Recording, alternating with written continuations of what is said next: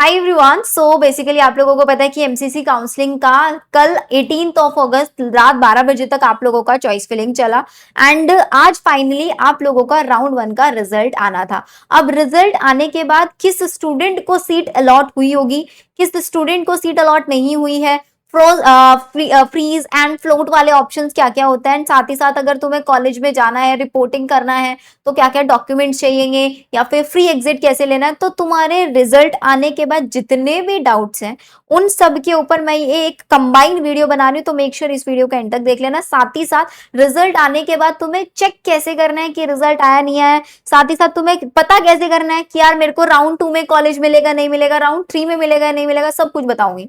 But उससे पहले channel को सब्सक्राइब कर लेना, क्योंकि इसी चैनल पर आप लोगों को सारी ऑथेंटिक इन्फॉर्मेशन मैं प्रोवाइड कराऊंगी एंड एकदम क्लियर कट इन्फॉर्मेशन। तो सबसे पहले अगर हम बात करें राउंड 1 के रिजल्ट की, तो आपको जैसे पता है कि कल आप लोगों का रात 12 बजे तक चॉइस फिलिंग चला है। आज 19 अगस्त है, अकॉर्डिंग टू द शेड्यूल आज रिजल्ट आ जाना चाहिए, लेकिन डेट एक्सटेंड हुई है। तो ऑफ कोर्स रिजल्ट की भी डेट अब मान के चली जा रही है कि 20 अगस्त तक आप लोगों का रिजल्ट आ सकता है। तो आज या कल कभी भी रिजल्ट अनाउंस हो जाएगा। अब रिजल्ट आने के बाद एमसीसी आप लोगों का अपना पूरा का पूरा राउंड 1 का रिजल्ट की एक पीडीएफ रिलीज करेगा। उस पीडीएफ में आप लोगों को अपनी ऑल इंडिया रैंक पर चेक करना है कि आपकी रैंक के आगे लिखा हुआ होगा कि आपने जो चॉइस फिलिंग किया था आपको कोई कॉलेज अलॉट हुआ है नहीं हुआ है।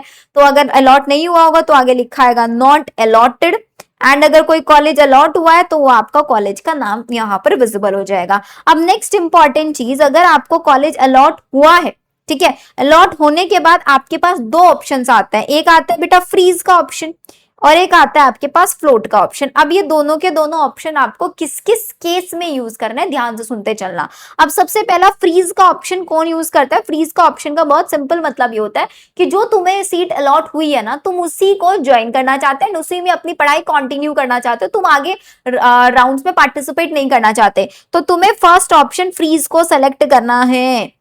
जैसे ही तुम वहां पर अपना ऑफर लेटर डाउनलोड कर लोगे तो वहां पर तुमको नजर आ जाएगा फ्रीज का ऑप्शन। तो इसका मतलब तुम राउंड से ऑटोमेटिकली बाहर हो जाओगे। क्या हमारी सिक्योरिटी मनी वापस आ जाएगी? बिल्कुल बेटा, तुम्हारी सिक्योरिटी मनी वापस आ जाएगी। ठीक है। अब फ्लोट का ऑप्शन जो होता है बेटा, फ्लोट का ऑप्शन उन बच्चों को यूज करना है जिनको सीट अलॉट हुई है और सीट अलॉट होने के बाद वो अपनी सीट को अपग्रेड कराना चाहते हैं। अब एक प्लीज एक चीज ध्यान रखना, अपग्रेड जब आप कराओगे तो आप राउंड 2 के लिए एकदम फ्रेश चॉइस फिलिंग करोगे, और ये जो चॉइस फिलिंग होनी चाहिए ये आपकी सुपर कस्टमाइज होनी चाहिए। अनलेस आप लोग जो अपग्रेड में कॉलेज लेना चाहते हैं वो आपको मिलना बहुत मुश्किल हो जाएगा। तो यहां पर अगर आपको चाहिए तो you can help take our help in paid counselling. आप हमें इस नंबर पर रीच आउट कर सकते हैं 9311722120। You can reach out on this number for the personalise counselling, जिसमें आपकी पर्सनलाइज प्रेफरेंस लिस्ट खुद मैं बनाकर देने वाली हूँ। हमारे पास अभी सिर्फ एक ही बैच में स्लॉट्स अवेलेबल है। हमारा 2000 वाला बैच था जिसमें आपको बनी बनाए प्रेफरेंस लिस्ट या जूम सेशन, उसमें सारी सीट्स फुल हो गई हैं। We have just one seats available जिसके अंदर आप पर्सनलाइज मेरे साथ 1-on-1 बात कर सकते हैं। तो यहां पर आपको क्या करना है, राउंड 2 की अपनी पर्सनलाइज प्रेफरेंस लिस्ट बनानी है, आप अपग्रेड कर सकते हैं। तो अब आपने फ्लोट का ऑप्शन लिया, अपग्रेड। अब अपग्रेड में होगा क्या? अपग्रेड में आपको चॉइस फिलिंग तो करनी है, लेकिन आपको बेटा ऑनलाइन अपने डॉक्यूमेंट्स भी सबमिट करने हैं। क्या फीस पे करनी है? नहीं, फीस पे नहीं करनी है, आपको डॉक्यूमेंट सबमिट करना है, डॉक्यूमेंट्स का प्रॉपर वेरिफिकेशन कराना है। अब हमने सब कुछ करा लिया और मेरे को राउंड 2 में दी कोई सीट अलॉट नहीं हुई, तो क्या जो मेरी राउंड 1 वाली सीट है वही रिटेन रह जाएगी? बिल्कुल रह जाएगी। क्या मेरे को राउंड 2 में भी सीट अलॉट हो गई, लेकिन मुझे अब राउंड 1 वाली सीट वापस चाहिए, क्या मैं उसको वापस ले पाऊंगा? नहीं ले पाओगे। जो तुमको अपग्रेड होके सीट मिली आप उसी को ले पाओगे, आप पुरानी सीट पे वापस नहीं आ पाओगे। जो पुरानी सीट है वो ऑटोमेटिकली किसी दूसरे स्टूडेंट को अलॉट हो जाएगी। इन चीजों का ध्यान रख के सोच समझ के तब फ्रीज एंड फ्लोट ऑप्शन पे आपको जाना है। अब जो बच्चा फ्रीज करेगा उसको कॉलेज में जाकर फिजिकल रिपोर्टिंग कराना है, लेकिन जो फ्लोट करेगा, अपग्रेड कराएगा, उसको सिर्फ ऑनलाइन डॉक्यूमेंट वेरिफिकेशन कराना है। अब कौन कौन से डॉक्यूमेंट्स इस टाइम पे चाहिए होंगे, क्योंकि अभी आप लोगों का काउंसलिंग स्टार्ट हो रहा है, तो अब ऐसा ना हो कि यार आपको भी पता है कि मुश्किल से एक हफ्ते का टाइम भी नहीं देता है आप लोगों को कॉलेज में पहुंच के रिपोर्टिंग कराने का। तो सबसे पहले जी, जो आपको अलॉटमेंट लेटर आया है वो एमसीसी की ऑफिशियल वेबसाइट से डाउनलोड हो जाएगा। आपका नीट यूजी का एडमिट कार्ड, इसको पहले से ही 2-2 प्रिंट आउट निकलवा के रख लो।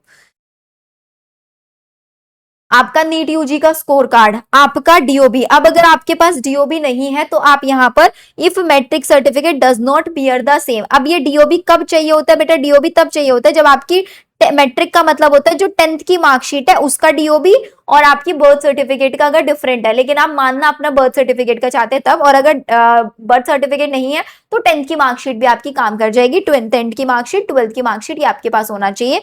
8 से 10 पासपोर्ट साइज फोटोग्राफ्स अपने लेकर जाना, अपना आधार कार्ड, पैन कार्ड, जो भी आपके पास आईडी प्रूफ है, ये सब एक फाइल बना लो बेटा, एक फोल्डर फाइल बना लो और उसमें लगा के रख लो 3-3 फोटो स्टेट सबकी। साथ ही साथ आपके पास आपका ट्रांसफर सर्टिफिकेट होना बहुत जरूरी है बेटा।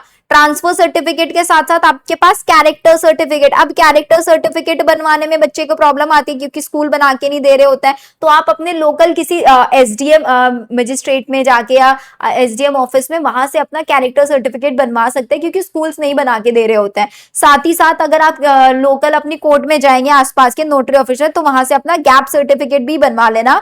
अगर आपने 2026 को छोड़ के बाकी किसी भी साल में अपनी 12th पास किया, इस ईयर नहीं किया, लास्ट किसी भी ईयर में किया, तो आपको गैप सर्टिफिकेट भी चाहिएगा। साथ ही साथ आपको एक मेडिकल फिटनेस सर्टिफिकेट भी चाहिएगा। मेडिकल फिटनेस सर्टिफिकेट में के लिए आपको कॉलेज टाइम भी दे देता है, लेकिन अगर बनवा के रखना चाहो बनवा के रख लो। बस इस पे प्लीज ध्यान रखना कि आपको एक एमबीबीएस डॉक्टर के सिग्नेचर कराने हैं, signed by N MBBS doctor, ये तो सर्टिफिकेट चाहिएंगे ही चाहिएंगे। साथ ही साथ आपकी जो कैटेगरी है, ओबीसी है, ईडब्ल्यूएस है, एससी है, एसटी है, जो भी कैटेगरी है उस कैटेगरी का प्रॉपर आपके पास सर्टिफिकेट होना चाहिए। ईडब्ल्यूएस ओबीसी सर्टिफिकेट्स आपका 1 अप्रैल 2026 के बाद का बना होना चाहिए।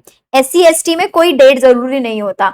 किस लैंग्वेज में होना चाहिए? हिंदी या इंग्लिश लैंग्वेज में ही होना चाहिए। रीजनल लैंग्वेज उर्दू हो गया या पंजाबी हो गया, इन लैंग्वेजेस में नहीं चलेगा। हिंदी इंग्लिश में आपका होना बहुत जरूरी है।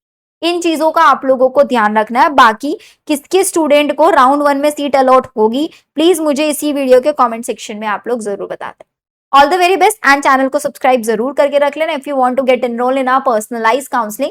पर्सनलाइज काउंसलिंग की पूरी इंफॉर्मेशन आपको डिस्क्रिप्शन में दिया हुआ है, वहां पे लिंक दिया हुआ है, आप उस पर क्लिक करके डायरेक्टली पे करके हमारे पर्सनलाइज काउंसलिंग सेशन में एनरोल कर सकते हैं।